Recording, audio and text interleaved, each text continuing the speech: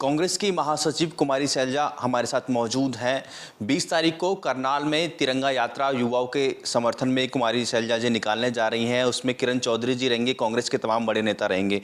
Ma'am, जिस तरीके से युवाओं के हक के लेकर लगातार आप चाहे तिरंगा यात्रा की बात करें, रैलियों की बात करें, युवाओं की आवाज़ को उठाती रहती है। एक बड़ी यात्रा आप लोग करनाल में निकालने जा रहे हैं। जी बिल्कुल, हम समर्थन में जा रहे हैं क्योंकि जो बच्चों के साथ, उनके भविष्य के साथ धोखा खिलवाड़ हो रहा है भारतीय जनता पार्टी सरकार द्वारा। राज्य में बच्चों को बरगलाया जाता है। एलिजिबिलिटी टेस्ट का केवल नाम है, उसका फ़ायदा कुछ नहीं मिल रहा। उनको नौकरियों से वंचित रखा जा रहा है। तो उनकी पीड़ा जो उन्होंने हम तक पहुंचाई, लोगों तक पहुंचाई, हमने इस मामले को मीडिया में भी उठाया। और अब जब ये बच्चे अपनी यात्रा निकाल रहे हैं तो हमारे पास आए, संपर्क किया, तो हमने उनसे कहा कि हम आपके साथ ज़रूर जुड़ेंगे। आपकी बात, उन्होंने कहा कि आपने हमारी ये बात उठाई है तो आप हमारा साथ दीजिए। तो हम उनका साथ देंगे और करनाल में हम उनको ज्वाइन करेंगे। और क्योंकि वो कुरुक्षेत्र से आ रहे हैं तो करनाल से कुछ पहले हम उनको ज्वाइन करेंगे, उनकी यात्रा में हम उनका साथ देंगे। और लगातार मैम आप लोगों के बीच जा रही हैं क्योंकि चुनावी साल है, हरियाणा में लगातार एक्टिव नज़र आ रही है। आगे भी आप लोगों के बहुत कार्यक्रम है, आप सिरसा में भी रैली करने जा रही हैं, उसकी क्या रूपरेखा रहने वाली?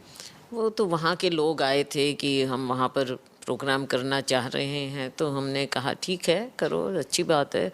अब जैसा आपने कहा, चुनाव भी आ रहा है तो लोगों का एक इंटरेस्ट भी है। और ख़ास तौर से राहुल जी की यात्रा के बाद एक बहुत बदलाव आया है हरियाणा में, आम लोगों में भी और कांग्रेस जन में भी।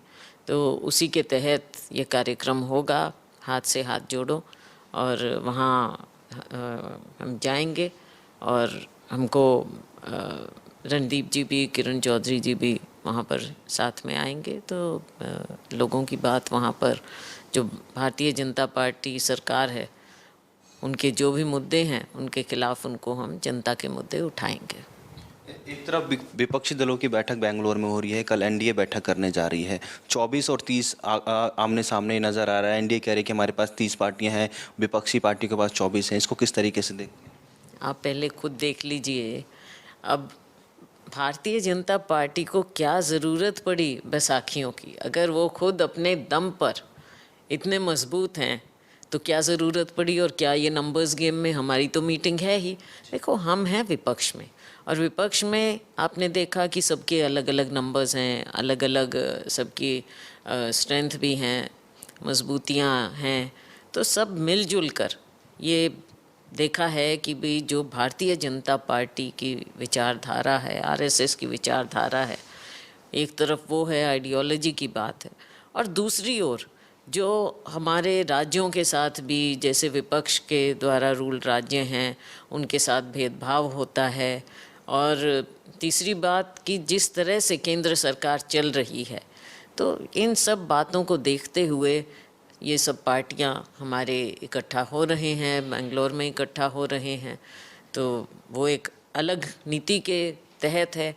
हाँ, एनडीए जो कर रहा है वो समझ में नहीं आता कि अगर अपने आप में उनको इतना विश्वास है, मजबूती है, तो क्या ज़रूरत थी इनको ये करने की।